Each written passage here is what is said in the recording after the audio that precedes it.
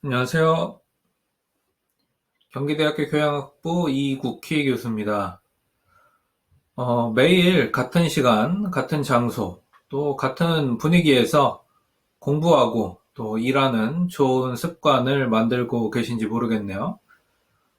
꼭 그렇게 하고 계시길 바라고요. 오늘 PPT 열어주신 다음에 두 번째 슬라이드를 펴주시면 되겠습니다.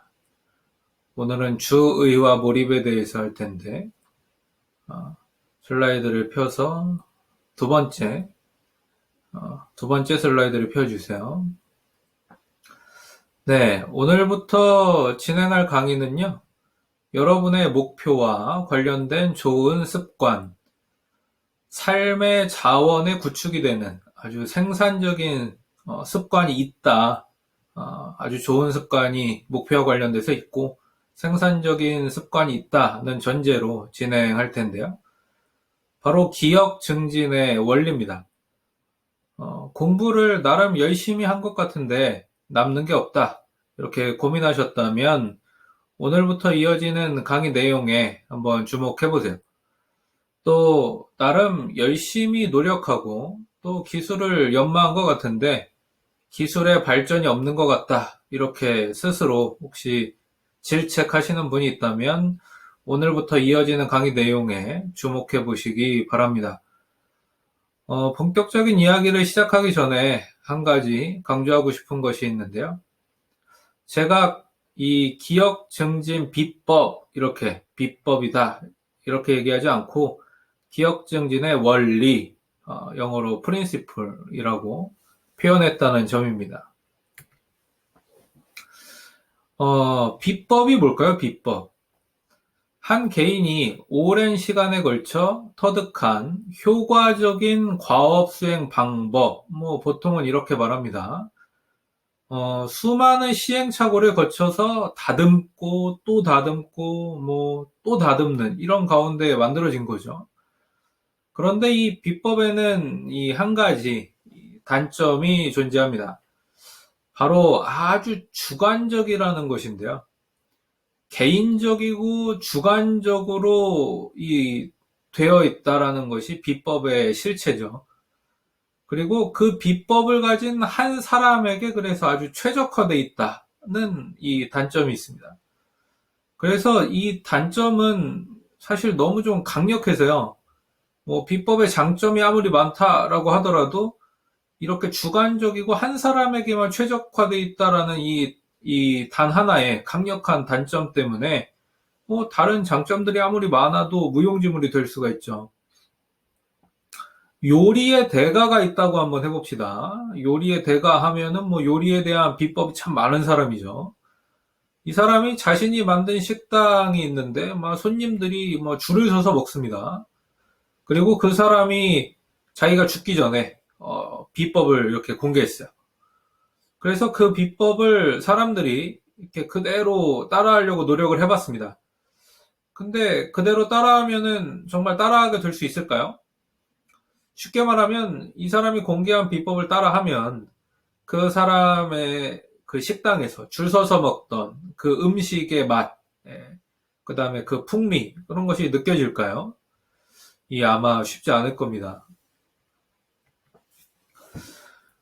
여러분이 하고 있는 공부의 세계에도 마찬가지인데요. 비법은 사실 그것을 가진 한 사람에게 최적화되어 있어서 다른 사람이 습득하기가 어렵습니다. 거의 불가능하다고 봐야 되겠죠. 그러면은 어떻게 공부해야 될까요? 네, 맞습니다. 우리는 이 비법이 아니라 원리, 프린시플, 이걸 터득해야 됩니다. 모든 사람에게, 아주 모든 평범하고 보편적인 사람에게 적용할 수 있는 원리를 배워야 합니다. 사실 이 원리를 먼저 배우시고 나서 비법은 우리 개개인이, 여러분 개개인이 갈고 닦아 나가시는 것이 순서죠. 비유를 또 한번 해보자면 저는 한 개인이 작성한 요리의 비법책 이런 걸 가르쳐 드리진 않습니다. 제가 가르치는 것은 아주 학문적으로 요리의 학과, 또는 뭐 외식조리학과, 제빵학과에서 가르치는 이 공부라는 요리에 대한 학문적인 원리를 가르쳐 드리는 겁니다. 그리고 나서 이 비법은 각자에 맞춰 최적화해 나가시기를 바라겠습니다. 자, 그럼 이제 네 번째 슬라이드로 한번 가보겠습니다. 심리학은 이라고 이렇게 시작하는 제목이 있는 슬라이드입니다.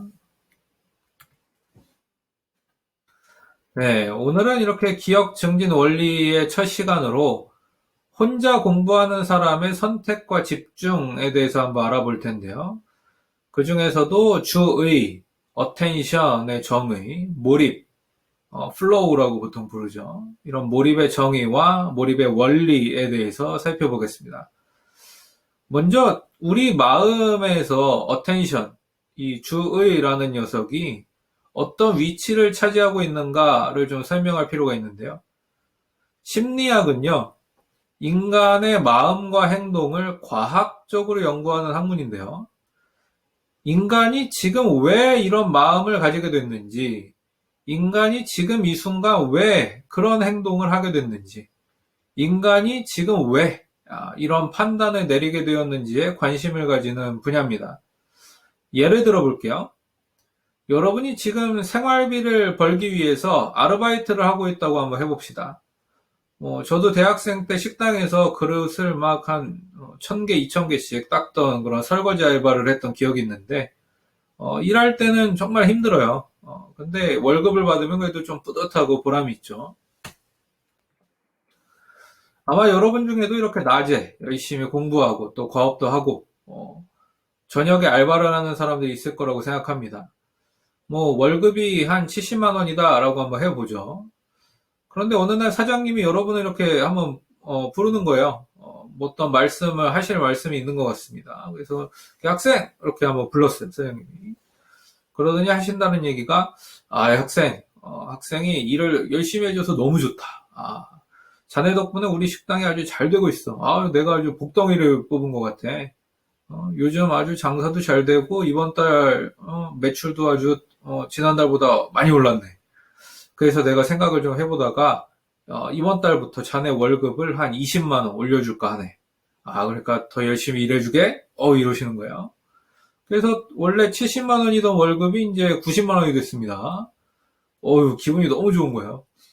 일도 막 더 열심히 해야 되겠다 이런 다짐도 한번 해봅니다. 그리고 월급이 올랐으니까 이제 오른 만큼 맛있는 음식도 먹었어요. 그런데요. 제가 지난 시간에 쾌락은 둔감화된다라고 말했던 거 기억하시나요? 예, 맞습니다. 기억하실 거예요. 월급이 오르는 것도 일종의 이제 쾌락이죠. 그리고 그렇죠? 기분이 지금 좋았잖아요. 행복해졌잖아요. 그래서 사실 이런 쾌락도요, 둔감화가 됩니다. 빨리 약해져요. 그래서 2주 정도가 지난 다음에는 어떻게 될 가능성이 높으냐? 사실은 이 오른 월급이요, 이제 그냥 당연하게 생각될 수가 있습니다. 내가 일한 것에 대한 정당한 대가를 받는 거야, 이렇게 생각할 수도 있겠죠. 이처럼 이렇게 쾌락은요, 아무리 좋은 것이었어도 둔감화가 분명히 됩니다. 이번에는 조금 다른 얘기를 해볼게요. 물론 이제 이 이야기의 주인공도 여러분 자신이다 라고 이렇게 가정을 한번 해보겠습니다. 그리고 역시 월급은 70만 원 받으면서 여러분은 지금 알바를 하고 있는 상황이에요. 자, 식당 알바인데 음식 맛도 괜찮고 손님도 꾸준해서 계속 일할 수 있겠다 이렇게 생각했던 가게입니다. 근데 어느 날부터 슬슬 가게에 손님이 줄어드는 거예요. 음식 맛도 변한 것이 없고 서비스는 계속 좋은데 왜 이렇게 손님이 줄까? 이상해서 뉴스를 틀어봤더니 알 수 없는 이 신종 전염병이 퍼지면서 사람들이 무서워가지고 밖에 안 나온답니다. 그래서 매출이 지금 뚝 떨어졌어요. 이제 알바생으로 지금 시간을 보내고 있는데 뭔가 일을 하면서 시간을 보내야 되는데 슬슬 막 할 일이 없어집니다. 마음이 좀 불안불안하죠. 그래서 마침내 이 불안불안한 마음을 가지고 있을 때 사장님이 또 저를 잠깐 불러요. 학생 일로 와보세요. 이렇게. 근데 벌써 딱 사장님 표정을 보니까 좀 표정이 어둡습니다. 뭔가 좋지 않은 얘기를 할 것 같은 분위기예요. 그러더니 아니나 다를까 뭔가 운을 떼시더니 이제 이야기를 하십니다. 요즘 경기가 참 안 좋아. 자네도 알잖아. 응? 가게에 봐. 여기 손님도 없고, 이 불황이 장기화될 것 같아. 사실, 요즘 내가 형편이 말이 아니야, 학생. 아르바이트세 형편이 아닌데, 그래도 자네가, 일하는 모습이 너무 보기 좋아가지고, 그래도 최대한 내가 같이 있어 보려고 했네. 네?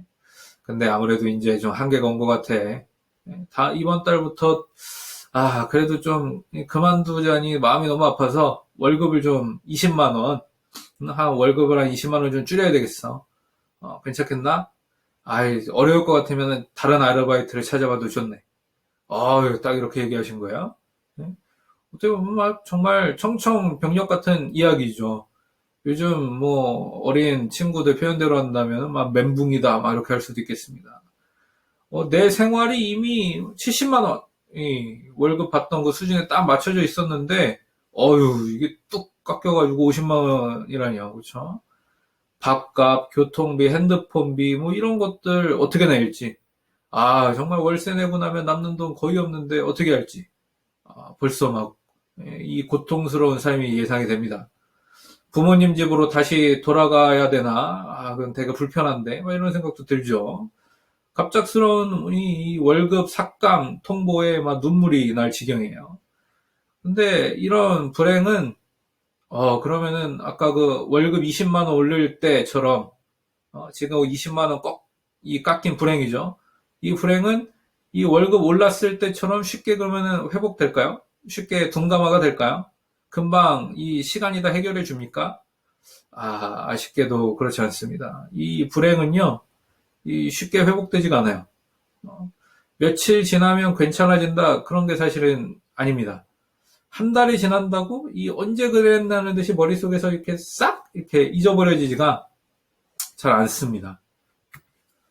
한 3, 4개월 정도 고생할 가능성도 있어요. 심하면은 막 1년 내내 이 생각만 하고 또 가끔 막 잊어버리고 있다가 생각나고 잊어버리고 있다가 생각나고 이래가지고 우울할 수도 있겠죠.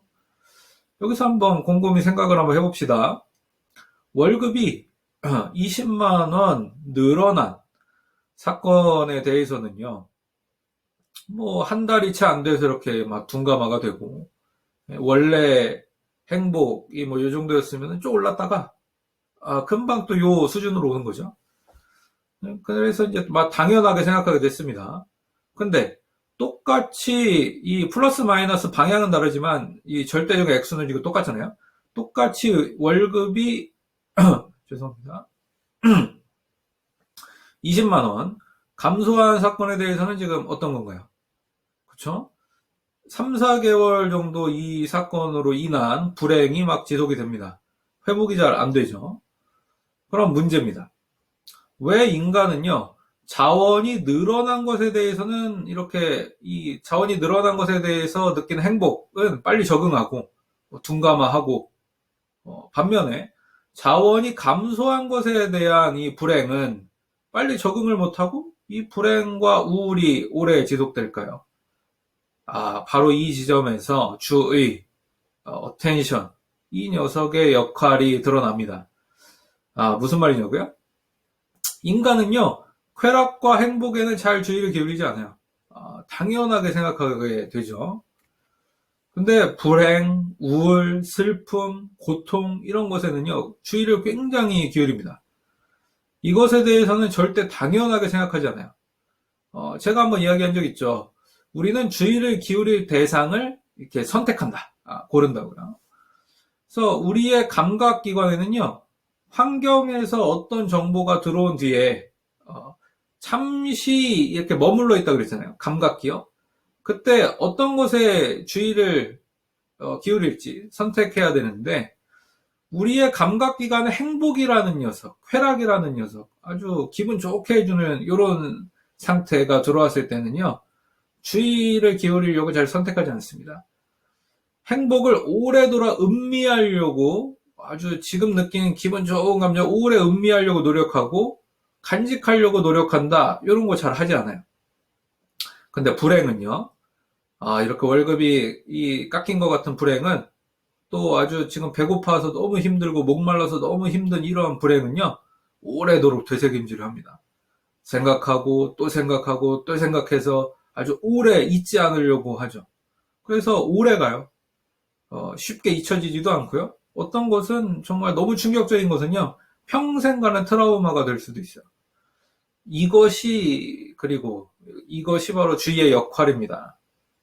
우리가 어디에 주의를 기울이는지가 우리의 마음 상태도 결정하고요. 우리가 무엇을 기억할지, 이것도 결정을 합니다. 사실, 불행에 주의를 기울이고요. 삶의 자원을 구축하는 행복 같은 것에 주의를 잘 기울이지 않았던 것은요, 이 구석기 시대의 우리 조상들로부터 만들어진 우리 뇌의 시스템이에요. 구석기 시대의 우리 조상들은요, 굶어 죽을 뻔한 위기를 경험하면은 그 위기를 다시는 겪지 않기 위해서, 그 위기에 다시는 빠지지 않기 위해서, 그제서야 뭔가 조치를 이렇게 취했거든요. 속담으로 말하면은 소 잃고 외양간 고치는 시스템의 전형이죠. 사실 우리는 다 그 시스템을 가지고 있습니다. 월급이 풍성할 때, 월급이 많을 때 저장해놓고 미리 저축도 해놓고 그러면은 참 이렇게 쌓이고 너무 좋았을 텐데 그때는 막 흥청망청 씁니다. 그러다가 월급이 깎인 다음에야 야, 내가 이렇게 살면 안 되겠구나 해서 저장하고 저축하는데 주의를 기울이는 그런 시스템이죠. 아주 비효율적입니다. 지금은 자기 관리를 잘하고 자기 개발을 잘 해두면 지금 위기가 아닐 때, 위기감이 없을 때 자기 관리를 잘하고 자기 개발을 해두면 참 좋았을 텐데 취업이라는 문제가 아주 현실로 내 눈앞에 딱 다가왔을 때 4학년이죠. 4학년 때 딱 다가왔을 때 그때 준비하는 시스템이에요. 또 지금 중간고사 준비, 기말고사 준비를 이미 시작했어야 됐을 텐데 놀다가 시험 기간이 이제 딱 와서 위기를 확 느끼면 그때 공부하는 시스템입니다. 사실 이러니까 실패하고 실수하고 시행착오를 크게 겪어서 회복하기가 어려워지는 거죠. 이처럼 삶의 자원을 미리 구축하는 것, 미리 대비하고, 미리 준비하고, 유비무환하는 것, 위기의식이 없어도, 위기가 안 느껴져도, 이렇게 삶에 필요한 자원들, 필요한 지식들, 필요한 기술들을 습득을 해놓고, 저장해 놓는 것은요, 아쉽게도, 우리 뇌가 원래 가지고 있는 그런 시스템이 아니에요. 그래서 이 시스템은 여러분이요, 후천적으로 만들어야 되는 시스템입니다. 그리고 선순환 시스템, 삶의 자원을 구축하는 데 도움이 되는 시스템을 잘 만들어가기 위해서는요, 여러분이 주의를 기울이는 대상부터 바꾸실 필요가 있어요. 또 주의를 기울이는 방법부터 바꾸셔야 됩니다. 이거를 바꾸지 않으면은 정말 백약이 무효예요. 내가 주의를 기울이는 대상을 여전히 구석기 시대 우리 이 조상들이 가지고 있던 우리에게 그래서 지금 물려준 이 본능적인 시스템에 맡겨두고 있으면요. 구석기 시대와 전혀 다른 이 현대사회. 그러니까 우리 뇌는 구석기지만 현대사회는 이 구석기 시대가 아니잖아요.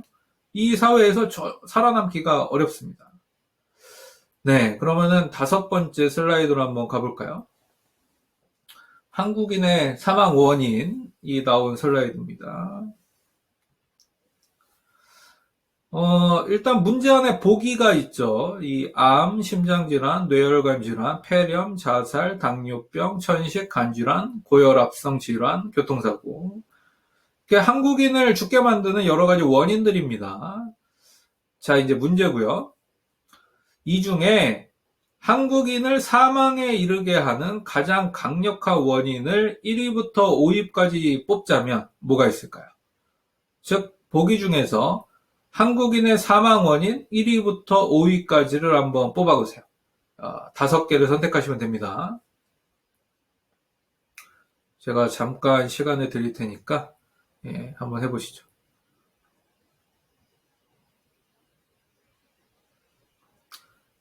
네, 다 하셨나요? 그러면 질문하겠습니다. 나는 1위부터 5위까지의 교통사고를 넣었다. 한번 손 들어보세요. 나는 1위부터 5위까지의 교통사고를 넣었다. 아, 네. 많이 드신 것 같아요. 실제로 여러 실험에서 이 동일한 질문을 해보면요. 80% 이상의 사람들이 교통사고를 5대 사망 원인 중에 하나로 뽑습니다. 근데 정말 그럴까요? 제가 이제 정답을 말씀드리겠습니다. 진실의 순간이에요. 정답은요, 그냥 왼쪽부터 오른쪽 순서대로 쭉 이게 순이었습니다. 못 믿겠다고요? 그럼 제가 통계청의 공식 자료를 보여드릴게요. 한 슬라이드를 더 넘겨보세요. 보이시죠? 제가 말한 대로, 저는요, 그저 이 왼쪽부터 오른쪽 순서대로, 사실은 이 순위에 있는 것, 뭐 이 그림에서는 표에서는 이제 위에서 아래 순서죠. 위에서 아래부터의 순서에 있는 거를 그냥 왼쪽부터 오른쪽으로 다시 재배열해서 그냥 나열해뒀을 뿐이에요. 보시는 바와 같이 교통사고는 몇 위입니까? 예, 10위죠.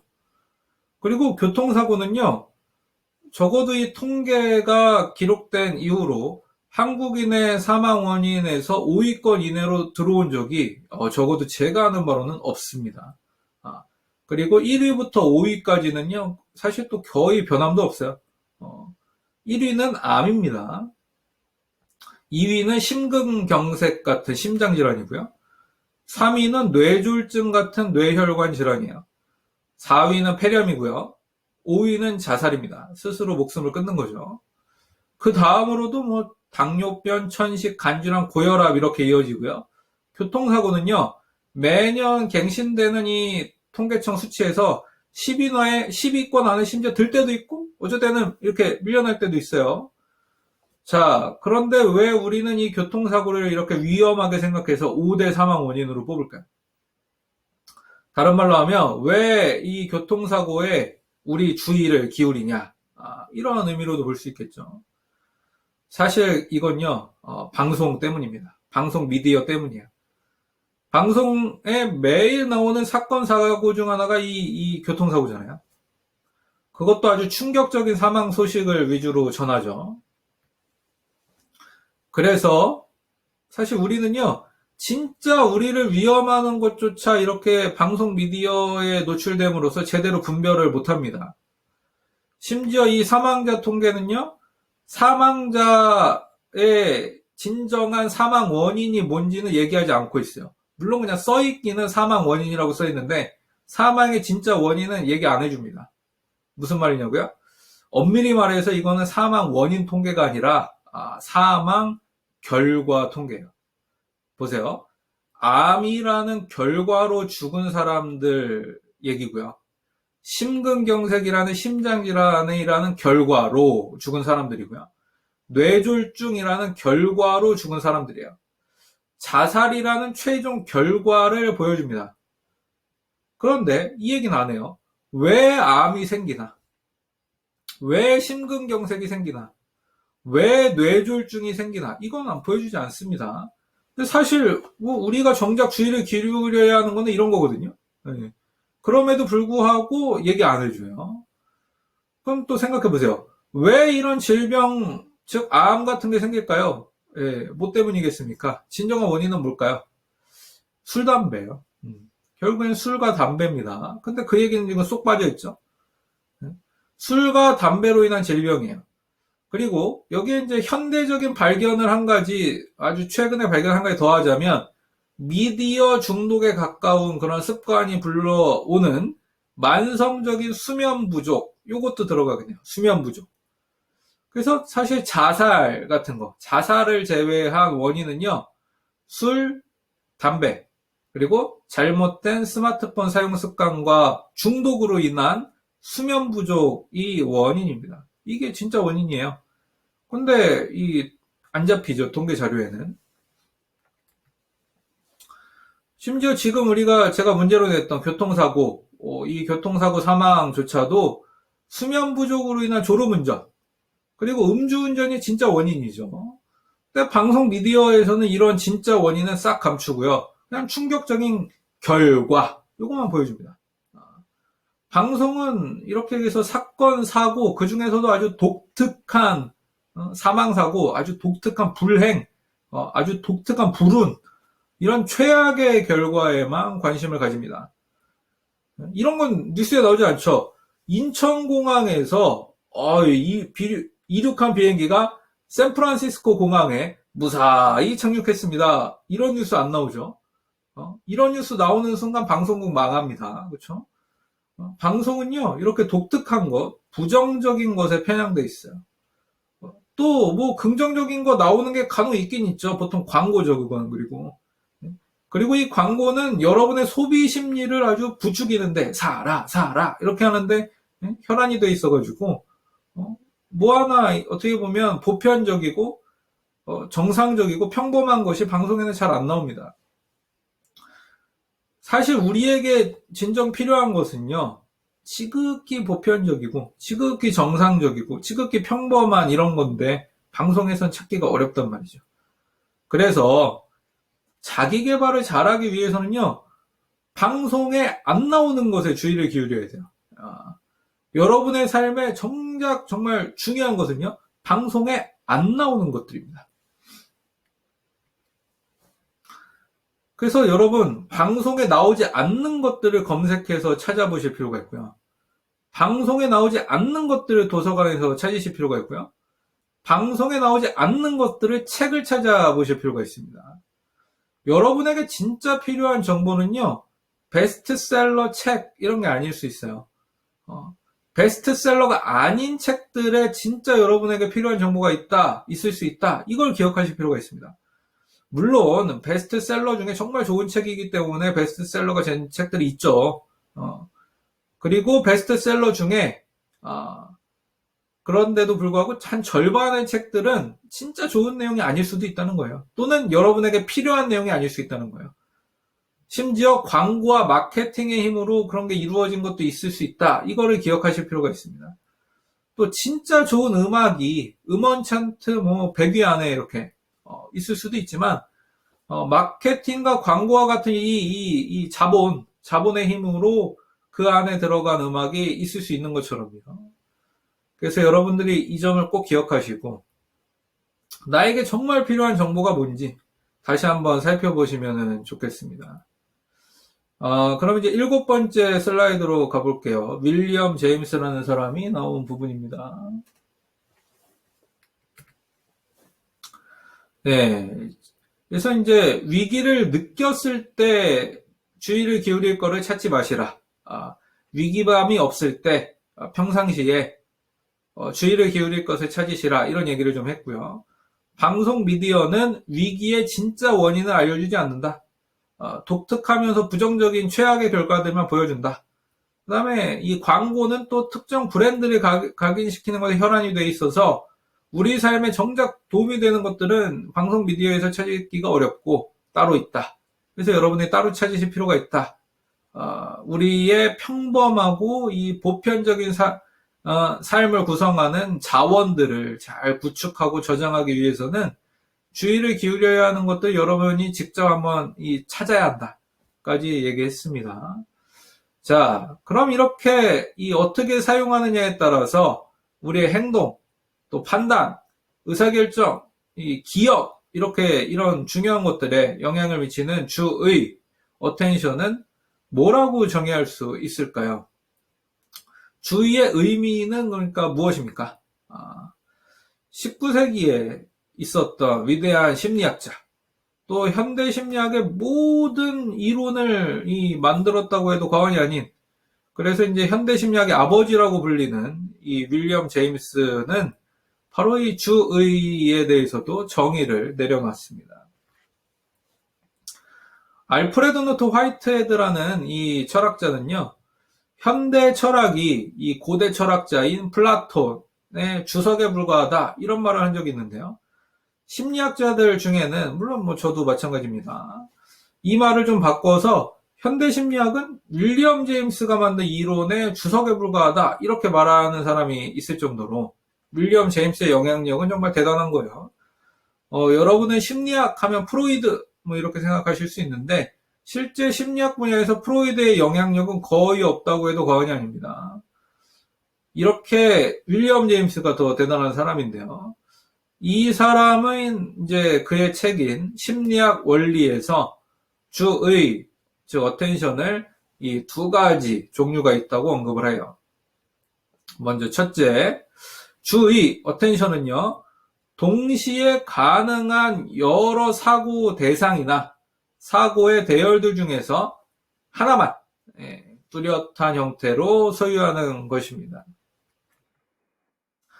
환경에 수많은 정보가 있지만요, 우리는 그 모든 정보를 습득하기는 어렵습니다. 또한 그 모든 정보가 필요하지도 않아요. 우리는 환경에 있는 정보 중에서 가장 중요한 정보에만 주의를 기울이면 됩니다. 여기서 중요한 정보라는 것은요, 나의 생존, 나의 번성에 도움이 되는 정보죠. 나의 목표 달성에 도움이 되는 정보를 의미합니다. 우리는 이 다양한 정보들 중에서 이 제임스가 말한 대로 여러 사고 대상이나 대열들 중에서 이렇게 가장 중요한 하나만 뚜렷하게 소유를 합니다.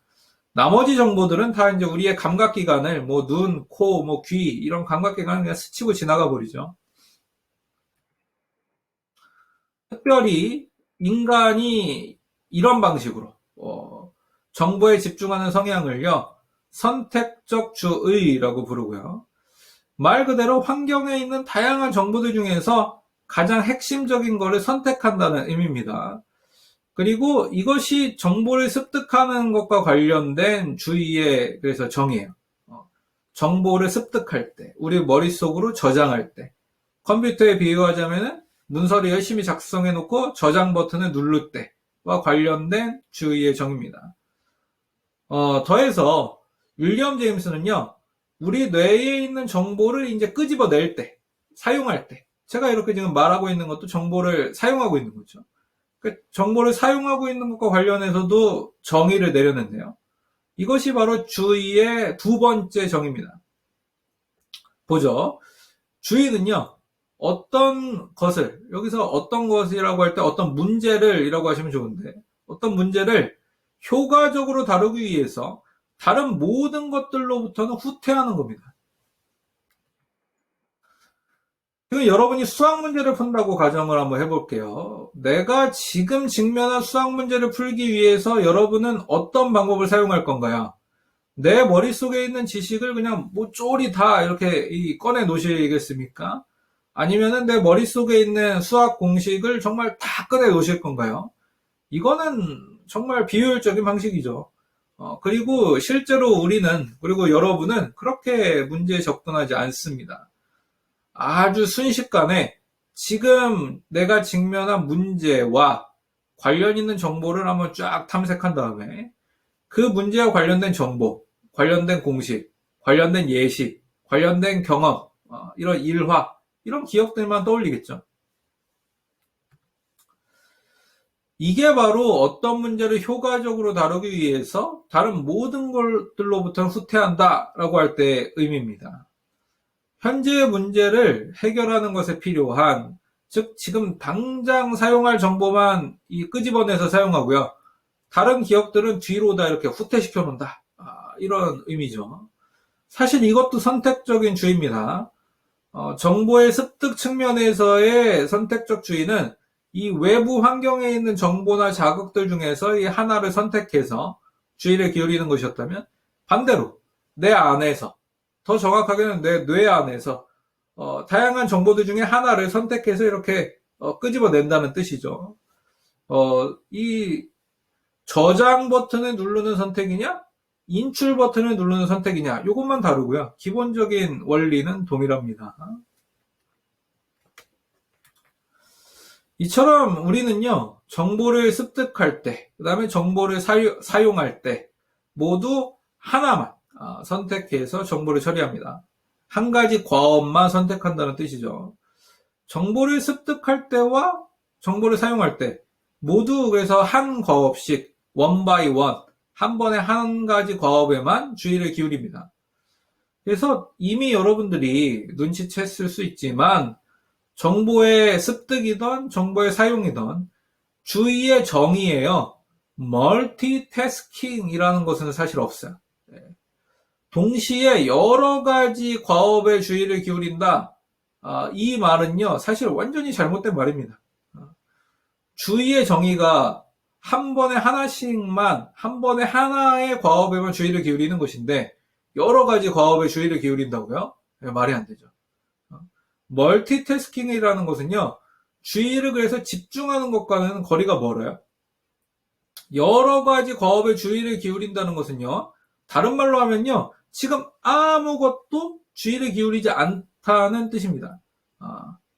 자, 그럼 다음 슬라이드로 넘어갈게요. 주의를 기울일 때 나타나는 현상을 보겠습니다. 이 변화맹시라고 된 부분을 펴주세요. 네, 이 그림이 나오는데 일단 위에 있는 그림 중에 왼쪽, 제일 왼쪽에 있는 그림부터 보겠습니다. 네, 손에 종이를 하나 이렇게 들고 있는 이 파란 자켓을 입은 청년이 보이시죠? 그리고 이 청년이 빨간 스웨터를 입은 중년 아저씨에게 길을 묻고 있습니다. 파란 자켓을 입은 청년이 이렇게 손에 이렇게 들고 있는 게 있는데, 그거 약도예요, 약도. 이 약도를 보면서 아마 이렇게 물어봤겠죠. 아저씨, 제가 여기 초행길인데요. 이 약도의 요 지점까지 가야 되는데 어떻게 가야 할까요? 그래서 근처 지리를 잘 알고 있었던 아저씨는요, 지금 뭔가 친절하게 가르쳐주고 있어요.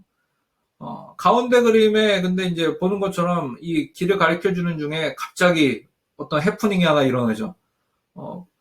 말 그대로 갑작스럽게 excuse me, 미안합니다 하면서 두 사람이 등장하는데 그냥 등장한 것도 아니라 사람을 가릴 정도로 큰 합판을 든 사람들이 이렇게 나타납니다. 그리고 사실은 그 옆에도 아마 공터가 있을 것 같아요. 근데 굳이 이렇게 대화를 나누고 있는 두 사람 사이로 지나쳐 갑니다. 막 비집고 들어와서 막 그냥 끼어들고 이렇게 쑥 지나가는 거죠. 근데 사실 이건요, 하나의 짜여진 각본이었어요. 그러니까 연극인 거죠, 지금. 일부러 그런 겁니다. 사실 여기 빨간 옷 입으신 아저씨를 제외하고는 그래서 다 연기자예요. 파란 자켓을 입은 청년, 그 다음에 합판을 들고 끼어든 두 사람은 다 연기자들입니다. 그래서 이 연기자들은 합판이 지나가는 순간에 중요한 이 임무가 하나 있는데요. 바로 사람을 이렇게 바꿔치기, 이 스위치하는 거예요. 원래 그 자리에 서 있었던 파란 자켓을 입은 사람은요, 합판이 지나가는 순간 합판을 탁 터치받아서 바톤 터치하듯이 받아서 그냥 지나가 버립니다. 그리고 원래 합판을 들고 왔던 사람이 여기 노란 자켓을 입은 사람인데요. 그 사람이 마치 원래 내가 거기 서 있었던 것처럼 이 파란 옷 입은 사람이 서 있었던 자리에 딱 씁니다. 그 다음에 이 사람도 이제 손에 약도를 딱 들고 있겠죠. 또 옷 색깔은 전혀 달라요. 그렇죠? 자, 여기서 문제입니다. 빨간 옷을 입은 아저씨는요, 합판이 지나가고 나서 노란 옷 입은 사람이 그 자리에 이렇게 딱 서 있을 때, 이거를 알아보고 뭔가 좀 이상하다 그래서 머뭇거리거나 뭔가 문제가 있는데 이런 거를 이 지각 인식했을까요?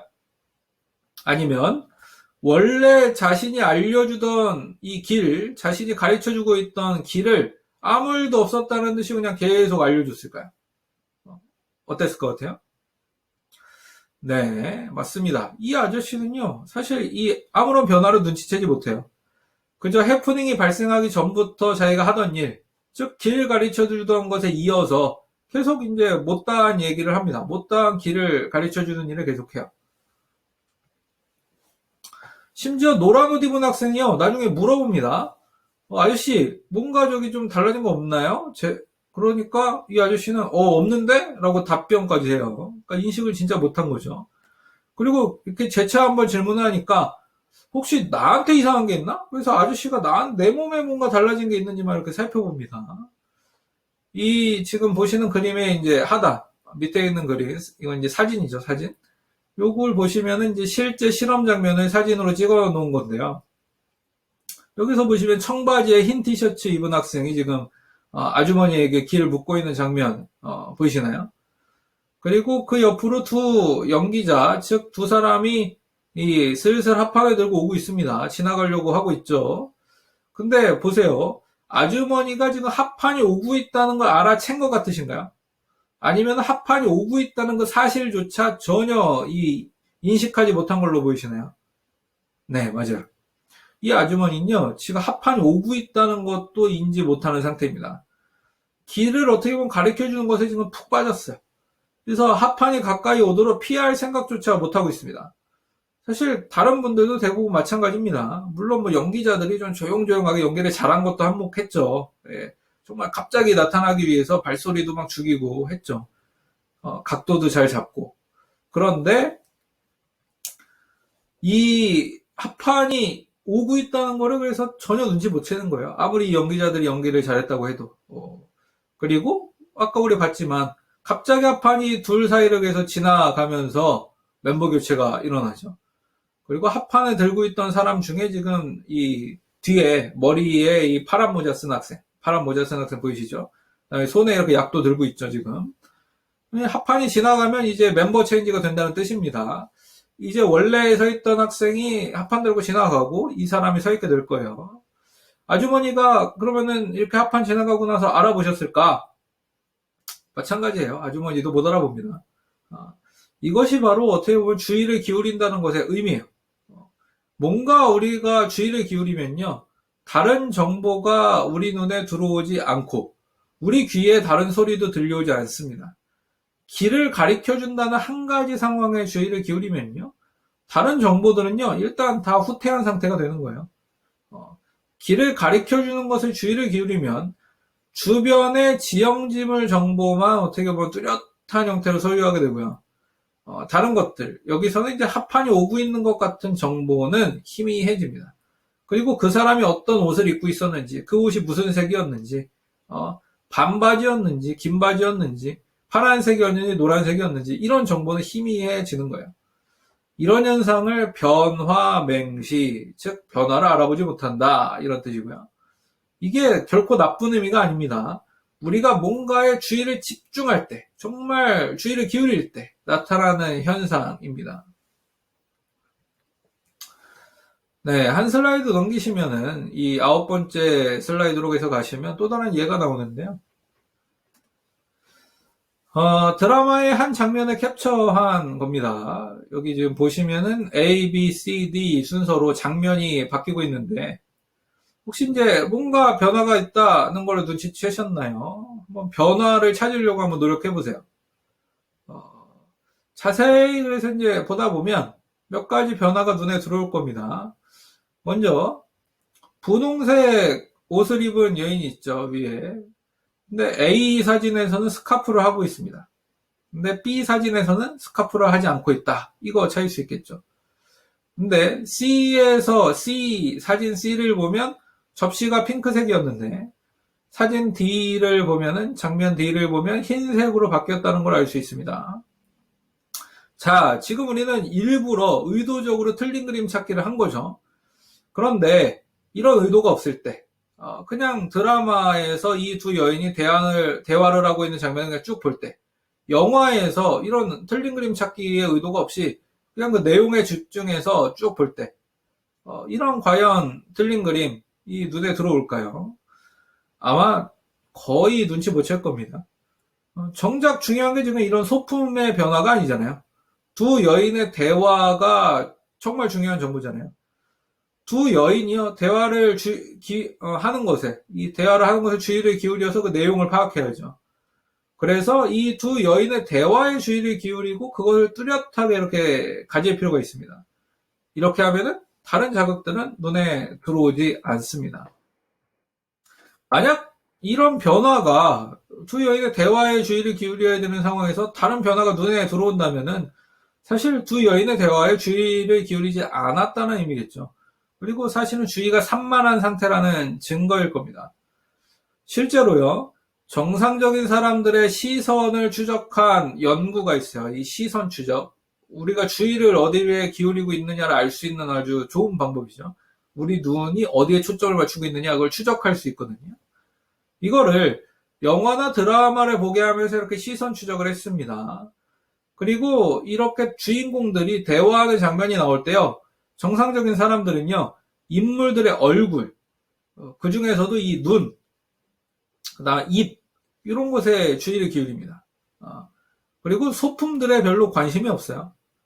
근데 이제는 약간 정상은 아닌 사람들,